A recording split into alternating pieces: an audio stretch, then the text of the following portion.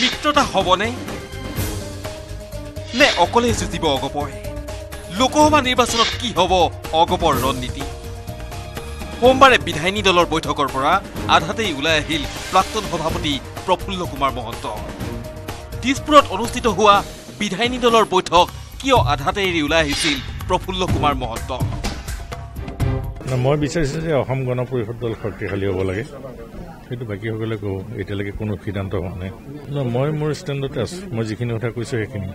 বিজেপিৰে মিত্ৰতা নিবিচাৰে অগপৰ প্ৰাক্তন সভাপতিগৰাকীয়ে মহন্তৰ দাবী অকলে যুঁজিবলৈ সক্ষম অগপ তৃণমূল কৰ্মীৰো হেনো একেই মত অসম গণ পৰিষদ দলেতো কাৰো মিত্ৰতা বিচৰা নাই অসম গণ পৰিষদ দলে নিজক শক্তিশালী কৰি আগবঢ়াই লৈ যাব বিচাৰে কাৰণ এটা আঞ্চলিক ৰাজনৈতিক দল মুঠতে মিত্ৰতা সন্দৰ্ভত বিধায়িনী দলৰ বৈঠকত নহল কোনো সিদ্ধান্ত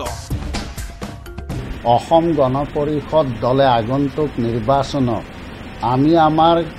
কিদৰে প্ৰাৰ্থী নিক্ষেপ কৰিম বা বিভিন্ন দিশত আজি আমি আলোচনা কৰিছোঁ গতিকে অগপ বিজেপিৰ মিত্ৰতা সম্পৰ্কৰ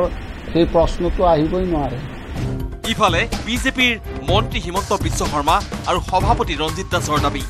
বিজেপিৰ কৰ্মীও বিচৰা নাই অগপৰে মিত্ৰতা এজিপিৰ লগত বিজেপিৰ দূৰত্ব বহুতখিনি বাঢ়ি গ'ল এতিয়া মিত্ৰতাৰ কথা এটা আহে কিন্তু মই ভাবোঁ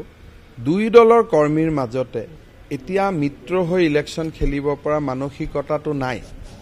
মিত্ৰতাত যেহেতু নাই অসম গণ পৰিষদ গতিকে এই বিষয়টো এতিয়াতো আলোচনাৰ প্ৰাসংগিকতা নাহে বুলি মই ভাবোঁ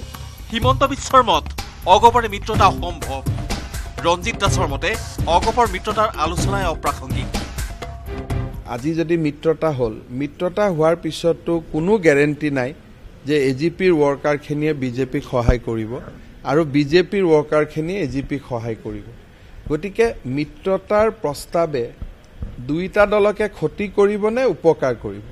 পঞ্চায়তত নিৰ্বাচনত ৰাইজে যেনেকুৱাকৈ কাউন্সিলৰ নিৰ্বাচনত যেনেকুৱাকৈ আমাক সঁহাৰি জনাইছে অসমৰ ৰাইজে আগন্তুক দিনত লোকসভা নিৰ্বাচনতো আমাক অকলশৰীয়াকৈ সঁহাৰি জনাব বুলি আমাৰ বিশ্বাস আছে গতিকে এই বিষয়টো তেনেকৈ আৰু যিহেতু মিত্ৰতাত যিহেতু নাই অসম গণ পৰিষদ গতিকে এই বিষয়টো এতিয়াতো আলোচনাৰ প্ৰাসংগিকতা নাহে বুলি মই ভাবোঁ প্ৰশ্ন হৈছে বিজেপিয়ে সঁচাকৈ নিবিচাৰে নেকি অগপৰে মিত্ৰতা অগপহে শৰণাপন্ন হ'বলৈ গৈছে নেকি বিজেপিৰ মঙলবাৰেও আছে অগপৰ বিধায়িনী দলৰ বৈঠক কি হ'ব সিদ্ধান্ত bureau' report news 18 Assam north east